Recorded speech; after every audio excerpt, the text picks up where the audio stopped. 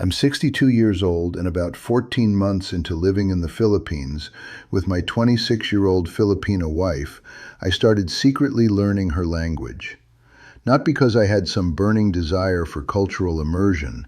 I started learning Tagalog because something in the back of my mind, the part that spent 32 years in logistics, tracking where every piece of freight actually was versus where the manifest said it should be, had started telling me that the story I was being told and the story that was actually happening were two different things. I spent 4 months studying in secret. I used headphones in the other room. I practiced vocabulary at 5 in the morning before she woke up. I got good enough to follow a conversation, not perfectly, but enough. And then one afternoon, Joy picked up her phone in the kitchen while I was sitting quietly in the next room, and she started talking to someone in Tagalog, and I understood it. What I heard in that conversation destroyed everything I had built in the Philippines in less than 3 minutes. $350,000 of my retirement, 16 months of my life, a house I built in a province I will never set foot in again. All of it explained in a phone call she thought I could not understand. Stay with me. I'm going to tell you every word. The suspicion did not arrive all at once. That is important to understand, because a lot of men watching this are probably waiting for the obvious warning sign, the dramatic moment when something is clearly wrong. It does not work that way. The suspicion comes in small pieces, each one easy enough to explain away on its own. It is only when you stop explaining them away and start adding them together that the picture forms. I arrived in the Philippines in the spring with $350,000 and a plan. I had been talking to Joy online for 4 months before I flew over. Nightly video calls, the whole progression. She was 26, from Leyte province, presenting herself as traditional, family-oriented, serious about finding a husband. I had done my research on the country, the culture, the visa system. I set up in a rented apartment in her province while we figured out our longer-term arrangements. For the first several months, everything felt like what I had imagined. The warmth was real, or felt real. I was treated well. The family welcomed me. The food was good and cheap, and the mornings were beautiful, and I felt like a man who had made a correct and courageous decision.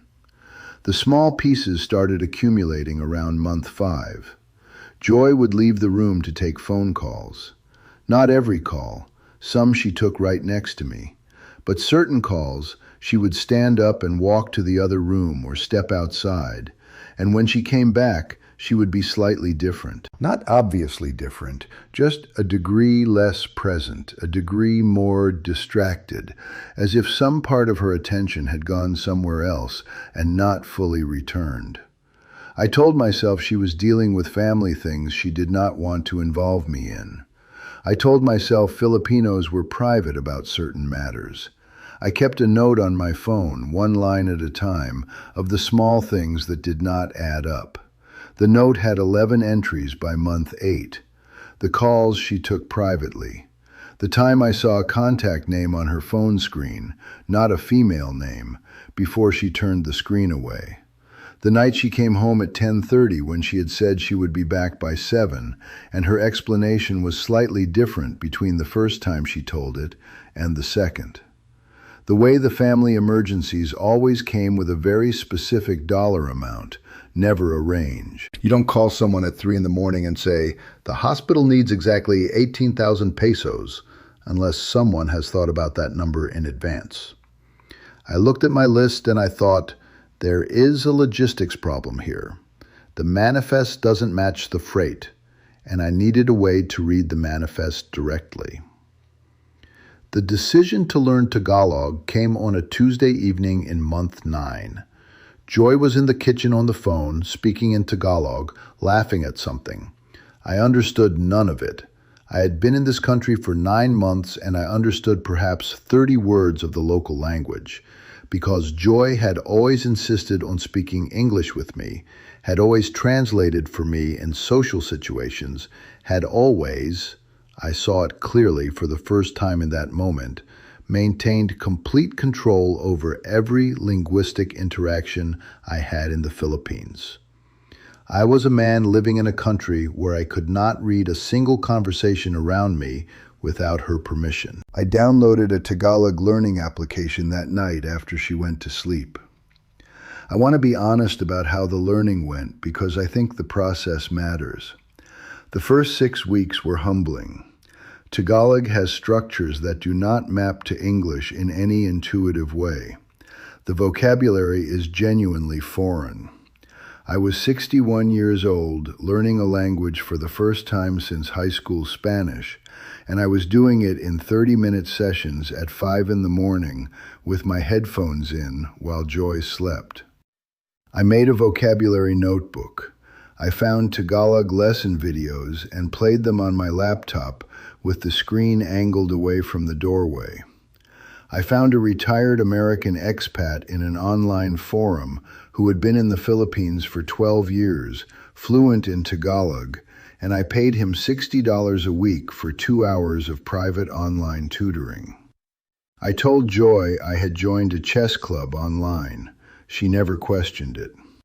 By month 12, I could follow a simple conversation. Not every word. Maybe 60 to 70% of a normal exchange, more if the speakers were careful, less if they used slang or spoke very fast. I began to understand fragments of what was happening around me. The sorry store owner's morning commentary about the neighborhood, the tricycle driver's conversations at the corner. None of it was alarming. It was ordinary daily life. But I was building. I was becoming someone who could receive the unfiltered signal for the first time. Something shifted around month 13 that I want to describe carefully because it changed the entire texture of my daily life. I started understanding the family dinners. Not everything. The older relatives spoke a regional variant that was harder to follow, but enough. Enough to notice that when Joy was talking to her mother in the kitchen before a meal, and they both laughed, and she came back to the table and told me, "Mama is just telling an old story," the conversation I had actually heard was not an old story. It was a specific exchange about money, about timing, about something her mother referred to as ang plano, the plan. I noted the phrase in my vocabulary book that evening, ang plano, the plan. I did not know yet what the plan was, but I knew from the way it was said, matter-of-factly, like a shared project both of them understood without needing to define, that it existed, and that I was not supposed to know about it. The call happened on a Thursday afternoon in month 14. I was sitting in the small sala room off the kitchen, the room with the rattan chair where I usually read in the afternoon. The TV was off. I had a book open on my lap, but I was not reading it. Joy was in the kitchen. I heard her phone ring, heard her answer it, heard the register of her voice shift into a different gear. The gear she used with family, with locals, the relaxed, rapid Tagalog that she never used with me present. I did not move. I barely breathed. I am going to tell you what I understood of that conversation, and I want to be precise because precision matters here. The person she was talking to she called kuya, a term of respect meaning older brother, but used broadly for close male friends and partners in Filipino culture. She was talking about money, about my money specifically.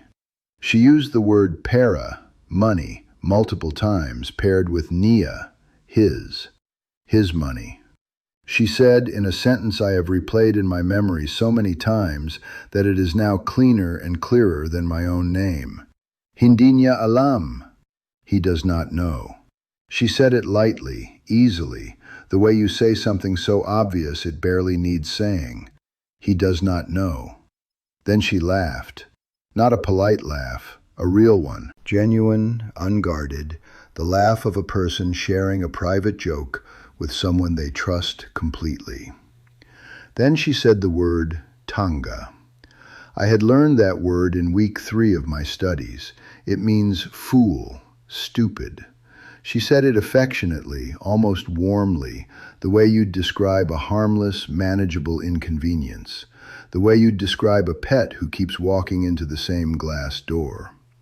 I sat in that rattan chair with my book open and my hands completely still, and I understood, with the specific clarity that comes when something you have been half knowing for months finally arrives in full daylight, that I was the tanga, the harmless inconvenience, the manageable thing. $350,000 of my life savings, and the word she used for me to the man she was actually talking to was the Tagalog word for fool. I did not move. I did not walk into that kitchen and confront her. I am telling you this because I think it was the right decision, and I want to be honest about my reasoning. I was 62 years old, alone in a province in the Philippines, with essentially no local social network, no legal resources immediately accessible, no exit strategy, and a house that was in her name. If I had walked into that kitchen in that moment, the play would have ended immediately on her terms, not mine. Instead, I sat in that chair and I kept listening, and I kept building the picture, and over the following 3 weeks, I understood enough conversations to confirm what I had already heard in its entirety. The man she called Kuya was not a brother. He was a boyfriend. He had been consistent throughout our relationship. The family emergency requests, the hospital deposits, the roof repairs, the tuition fees, had been coordinated at the family level, with the extracted amounts decided in advance. My name in those conversations was consistently paired with either pera, money, or tanga, sometimes both. 3 weeks after the phone call, I walked into the kitchen where Joy was standing at the counter, and I spoke to her in Tagalog for the first time. I said, quietly, that I had been learning her language for 4 months. I told her what I had heard. I told her I knew about the man she called Kuya. I said it all in Tagalog, carefully, the way I had practiced it. I watched her face go through several things in quick succession: shock, rapid calculation, and then a kind of cold stillness. She did not deny anything. She did not cry. She looked at me for a long moment, and then she said, in English, that the house was in her name and I needed to find somewhere else to stay. I want to tell you what the 3 weeks between that phone call and the confrontation were actually like, because I think it matters for what you take away from this video. I kept acting normally. I ate dinner with Joy. I watched television in the evenings. I went on my morning walks. I said mahal when she handed me coffee. I was performing the same role she had been performing for 14 months, the warm, trusting partner who suspected nothing. And I want to say honestly that it was one of the most surreal experiences of my life. We were 2 people performing love at a kitchen table, neither one of us being what we appeared to be, except that my performance had been going on for 3 weeks, and hers had been going on for over a year. During those 3 weeks, I heard 2 more phone conversations. One confirmed the local boyfriend's name, Dante. She said it twice. The second was a conversation with her older sister in which they discussed what Joy's mother referred to as the next step, which appeared to involve the house title and a lawyer's appointment the following month. I was not supposed to be present for the next step. I was supposed to be removed from the board well before it was executed. That was 9 months ago. I am currently in Manila in a $10 room. My $350,000 is gone, moved out through family emergency transfers, daily living costs, and the $60,000 I put into a house I will never legally enter again. My Social Security check keeps me alive in this city where things are cheap. I have no home in the United States because I gave it up when I believed I was building something permanent here. I am 62 years old, and I am starting every day on a foam mattress under a ceiling fan, trying to figure out how a logistics supervisor with a bachelor's degree and 3 decades of professional experience got taken apart this thoroughly. Here is what I want to leave you with, and I am going to say it plainly, and then I am done. The language barrier is not an accident. Every expat in the Philippines who does not speak Tagalog or Bisaya is living inside a conversation they cannot hear. The woman you trust is potentially having conversations about you, about your money, about the timeline of the extraction, in a language you have been told you do not need to learn because she speaks English so well. The family events you are invited to, the phone calls you are present for, the laughter you are included in but cannot follow. All of it is potentially in a register you have no access to. That is structural. It is a structural advantage built into every relationship between a non-Tagalog speaking Western man and a Filipina woman in that country. And I am telling you from direct experience that it can be exploited to an extraordinary degree. I'm not telling you to learn Tagalog before you go, though it would not hurt you. I am telling you to subscribe to this channel right now and watch every video I post, because what I am building here is the complete map, the specific plays, the specific techniques, the specific language, the specific architecture of how this is done. And the only way you protect your retirement is by knowing the map before you land. I am 62 years old and I am broke, and I heard my own name translated into a Tagalog word for fool, and the worst part is that she was not wrong about what I was at that moment. Do not be what I was. Subscribe, watch everything, then make your decision with your eyes open.